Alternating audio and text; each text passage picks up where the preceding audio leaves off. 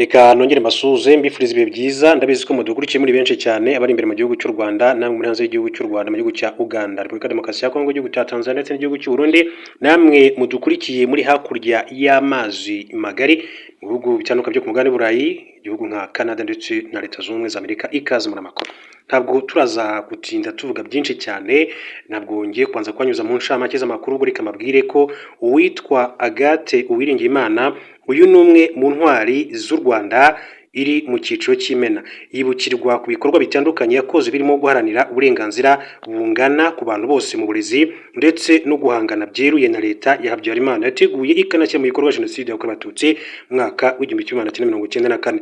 Madame Uwiringiyimana Agatha yamenyekanye cyane nyuma yo kwinjira muri politike by'umwihariko muri Minisiteri y'Uburezi aho yinjiranye amatwara yo guha bose amahirwe yo kwiga mu gihe politike kandi yahasanze yategekaga iringaniza.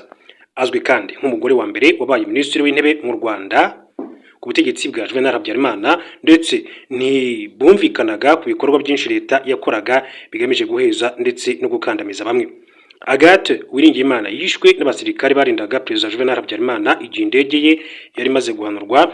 Yagize uruhare mu ishingwa ry'ishyirahamwe twakwita Seruka cyangwa se ishyirahamwe ry'abandi bategarugori riharanira amajyambere. Agira kandi uruhare rukomeye cyane mu gushinga umuryango witwa FAWE ni Forum for African Women Education ugamije guteza imbere uburere bw'abanyafurikakazi. Aharanira ko abana n'abategarugori kandi bashyirwa mu nzego z'ubuyobozi. Uyu mugore benshi bumvamo umunyapolitike yanabaye kandi umwarimu muri Groupe Scolaire Officiel de Butare mu Majyepfo y'u Rwanda. Mpinganzima Angelique umwisengeneza wa Uwiringiyimana Agathe Nkwano Nyirasenge yabwiye kimwe bitangazamakuru bikorera mu gihugu cy'u Rwanda gihe akadomo.com ko uyu yari umubyeyi we muri batisimu jenoside yabaye afite imyaka igera kuri 17. Mpinganzima Angelique yasobanuye ko Uwiringiyimana Agathe yari umuntu wubahiriza umuco nyarwanda haba mu myambarire ndetse n'imihango yose yubarizwaga mu muryango. Ati Agathe yari umuntu ukunda kubahiriza umuco wa kinyarwanda ku buryo iyo yabyaraga ati kandi yazaga kwerekana abana mu rugo hakaba hari ibirori kandi ndetse no kwa sebuke bikaba uko nguko. Ndabyibuka abyara umwana wa gatatu yaje ateze urugori ni ukuvuga ngo ibintu by'umuco nyarwanda yarabyubahirizaga cyane. Mu buzima busanzwe Madame Uwiringiyimana Agathe yari umuntu ukunda kugira gahunda ndetse no kubahiriza igihe cyane agakunda abantu. Ati Agathe buriya yagiraga abahantu yandika gahunda z'icyumweru zose ku buryo kuzihindura byabaga bigoye. Ikintu cyose yajyaga gukora cyabaga kandi kiri kuri gahunda ntabyo kuvuga ngo yasuye abantu ngo yaganiriye cyane yibagirwa ibyo yagombaga gukora ntibyari kumubaho. Agathe Uwiringiyimana atangiye kandi urugendo rwa politike. Mpinganzima asobanuye ko ubundi Uwiringiyimana ajya kugirwa minisitiri w'uburezi atarabyiteze kuko yakoraga indi mirimo. Mpinganzima akaba yakomeje avuga ko Uwiringiyimana Agathe ajya kwinjira muri politike abantu bagerageje kandi kumuca intege bamubwira ko politike atari y'abagore ndetse ko hari ibindi byinshi cyane yagakoze ariko akomeza gushyira imbaraga mu byo yiyemeje. Ati baramubwiraga bati Agathe wowe ko amashuri yawe ahagije ko wabona akazi keza urishora mu bya politike ushaka iki? Nawe ati oya hari ibyo ngomba gukora ati byagirira abandi akamaro nkatwe abantu b'i Butare abantu b'Igitarama abantu bo mu Gikongoro ati twahejejwe inyuma abana bacu batiga n'ibindi ntabwo ngomba kurebera. Avuga ko na mbere yo kujya muri politike Madame Uwiringiyimana Agathe yangaga kandi akarengane kabaga mu burezi ari nayo mpamvu mu byo yarwanyije cyane ari icyitwaga iringaniza ndetse agafasha abana benshi cyane bari baravuye mu ishuri gusubira kwiga. Madame Mpinganzima avuga ko kugirwa Uwiringiyimana agirwa minisitiri w'intebe icyo gihe byari inkuru ku musozi no kubagirwa minisitiri w'uburezi w'iwabo ati kuko ari we muntu wa mbere warubaye minisitiri wakomoka. Ati byari ishema ku muryango ku gihugu ndetse no kuri komine. Ati kuko iwacu urebye ni hafi y'u Burundi byari ibintu bidasanzwe ati kubona umuntu uhaturuka wabaye minisitiri. Yishwe n'abashakaga gushyira mu bikorwa jenoside. Madame Uwiringiyimana Agathe ni umwe mu bayobozi bishwe mu ba mbere nyuma y'ihanurwa ry'indege y'uwahoze ari perezida w'u Rwanda Juvenal Habyarimana kuko indege yahanutse ku itariki ya 6 Mata mwaka wa 1994. Madame Uwiringiyimana Agathe yicwa ku itariki ya 7 Mata mwaka wa 1994 ari nabwo jenoside yakorewe abatutsi yatangiye mu buryo bweruye. Amakuru urupfu rwe abo mu muryango bamwe bayamenye mu gitondo cyo ku itariki ya 7 Mata mwaka wa 1994. Ati mu gitondo nibwo twumvise ngo uwari minisitiri w'intebe nawe yapfuye. Ababyeyi banjye ati abavandimwe babo ubwo ni ba masenge ati n'abandi twese twahuriye kwa sogokuru umusozi wose wari waje ati abari bagiye guhinga bose barahingura baraza tujya mu rugo nta buryo twamugeragaho ati mbese twicaye twabuze icyo gukora. Mpinga nzima asobanura ko byari ibihe bitoroshye cyane ku muryango we kuko nyuma baje no kubahiga bavuga ko Uwiringiyimana ari watanze igihugu bityo umuryango we ugomba kubiryozwa. Batabawe nuko icyo gihe interahamwe zumvise ko inkotanyi zageze Isave zigahunga nabo babona rero umwanya wo guhunga bajya i Burundi. Mpinga nzima avuga ko ikintu cya mbere yibukira kuri Agathe Uwiringiyimana ari uko yari yaramusabye kwiga imyuga bityo nyuma yaje no gukora kandi aho yize kudoda kuri ubu akaba ari n'umwarimu wabyo. Yavuze ko isomo rikomeye cyane yigiriro kuri Madame Uwiringiyimana Agatha ari ukutitinya nk'umugore ndetse no kumva ko icyo yiyemeje yakigeraho kandi ngo bikwiye no kubera isomo abandi bagore bose.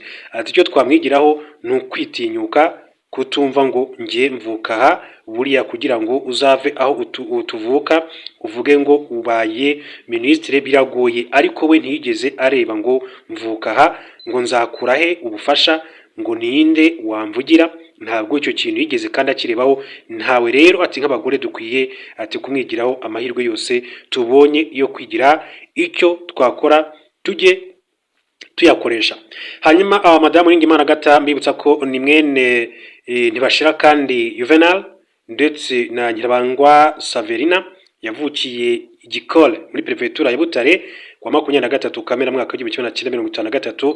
Yashakanye na Barahira Ignace mwaka wa 1976 babyarana abana bagera kuri 3 kuva muri Werurwe kuva mu kwezi kwa 3 mwaka wa 1989 kugeza muri Mata kuva ukwezi kwa 4 mwaka wa 1992. Yabaye umuyobozi w'inganda nto n'iziciritse muri Ministère y'inganda ndetse n'ubukorikori kuva tariki ya 16 Mata mwaka wa 1992 kugeza tariki ya 16 Nyakanga mwaka wa 1993. Aba minisitiri w'amashuri abanza n'ayisumbuye. Yabaye kandi minisitiri w'intebe w'u Rwanda wa mbere w'umugore kuva tariki ya 17 Nyakanga mwaka wa 1993 kugeza tariki ya 7 Mata mwaka wa 1994 ubwo yicwaga n'abari ingabo zarindaga Juvenal Habyarimana wahoze ari umukuru w'igihugu cy'u Rwanda cyo gihe ndetse nabwo jenoside yakorewe Abatutsi yahise itangira mu bice bitandukanye mu gihugu cy'u Rwanda. Hanyuma ku munsi w'ejo wari umunsi yari tariki ya mbere ukwezi kwa 2 munsi u Rwanda rwizizaho intwari z'igihugu. Umukuru w'igihugu cy'u Rwanda mu ijambo yagejeje ku Banyarwanda Perezida Paul Kagame yakura inzira ku murima abashaka guhindura u Rwanda uko bashaka. Perezida Paul Kagame rero yagaragaje ko nta muntu ushobora kandi guhindura igihugu nk'u Rwanda uko ashaka kuko atari wakiremye. Yibutse Abanyarwanda ko nta muntu ukwiye kandi kubashuka ngo babeho uko ashaka. Yabigarutseho masengesho yo gusengera igihugu no gushima Imana azwi nka National Prayer Breakfast yabaye ku itariki ya mbere Gashyantare 2026 abera muri Kigali Convention Center. N'amasengesho yitabiriwe n'abayobozi mu nzego za leta, abikorera, abanyamadini, amatorero ndetse n'urubyiruko. Kuri inshuro yari afite insanganyamatsiko yo kubaka umuryango uhamye kandi utekanye. Perezida Paul Kagame yashimye uko Rwanda Leaders Fellowship ifasha mu guhuza indangagaciro za Gikristo, politike ndetse n'ubuzima busanzwe. Yashimye ko amasengesho yo gusengera igihugu yahujwe n'umunsi w'intwari kandi ari ibintu byiza kandi by'ingenzi. Yavuze ko igihugu kimera neza ari uko abantu n'umuryango muri rusange bameze neza, bityo ko kubaka umuryango ari ingenzi cyane. Ati iyo kimwe kitameze neza ikindi ntikimera neza. Iyo tutameze neza ati nk'abantu ku giti cyacu ntabwo imiryango yacu cyangwa se iyo dukomokamo imera neza nk'uko biba bikwiye. Iyo rero umuntu n'umuryango bitameze neza sinumva ukuntu igihugu nacyo cyamera neza. Ibikije Abanyarwanda ko ari biremwa by'Imana bifite umwihariko bityo buri wese kandi akwiriye kunyurwa n'uwo ari we wagushaka kubaho cyangwa se guhinduka undi muntu.